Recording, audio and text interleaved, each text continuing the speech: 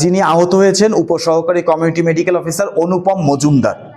আজ ভোর 5টা থেকে 5:15 একটা বিষ খাওয়ার রুগী, ইয়াং রুগীকে নিয়ে হাসপাতালে রুগীর লোকরা আসার পরিপ্রেক্ষিতে তাদের সাথে আমাদের কর্তব্যরত উপসহকারী কমিউনিটি মেডিকেল অফিসার অনুপম মজুমদারের একটু বাকবিতণ্ডা হয়। একটা পর্যায়ে তারা রুগীর লোক যারা ছিল উপস্থিত তারা ফোন দিয়ে আরও লোকজন ডেকে নিয়ে এসে তার উপরে হামলা করে, তাকে এলোপাতাড়িভাবে ঘুষি দেয়, তার দিকে চেয়ার এবং টুল ছুঁড়ে মারে।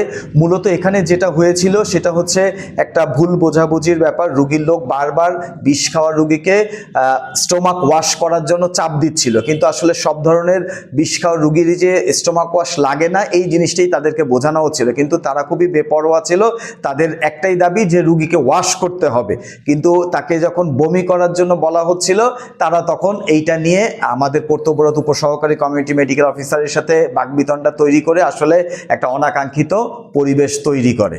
এই ঘটনার প্রেক্ষিতে আমাকে যখন সকালবেলা খুব ভোরে জানানো হয় তখনই আমি সঙ্গে সঙ্গে হাসপাতালে চলে আসি এবং আমার জরুরি বিভাগে যে সিসি ক্যামেরা ফুটেজ আছে আমি পুরো ফুটেজটা আগে পর্যবেক্ষণ করি যে আসলে এখানে কি হয়েছিল। পরবর্তীতে আমি কর্তব্যরত মেডিকেল অফিসার এবং কর্তব্যরত উপসহকারী কমিউনিটি মেডিকেল অফিসারকে ডেকে তাদের কাছ থেকে বিস্তারিত শুনি এবং এই ভিডিওটা আমি দেখি।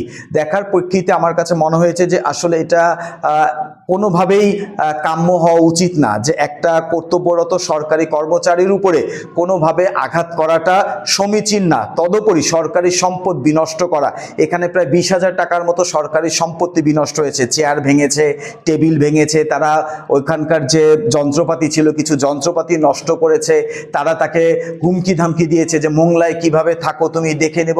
আসলে আমরা যারা সরকারি চাকরি করি এটা আমাদের জন্য আসলে খুবই অবমাননাকর এবং খুবই কষ্টের। অবশ্যই আমরা নিরাপত্তাহীনতায়, বিশেষ করে আমার যে উপসহকারী মেডিকেল অফিসার সে নিরাপত্তাহীনতায় ভুগছে। সে আজকে তার বাড়ি মোংলার বাইরে, সে আজকে বাড়িও যেতে পারে নাই যে যদি কোনো ধরনের সমস্যার হয়।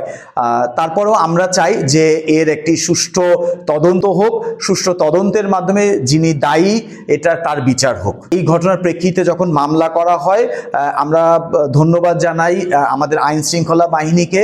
তারা সঙ্গে সঙ্গে প্রম্পট অ্যাকশন নিয়ে মানিক নামে একজন আছে, শান্ত আছে, এদেরকে বিশেষ করে মানিকরে মুহূর্তেই অ্যারেস্ট করা হয় এবং তিনি এখন পুলিশ হেফাজতে আছে। আর শান্ত এবং অন্যান্য আরও 5-6 জন তারা এই মুহূর্তে পলাতক আছে।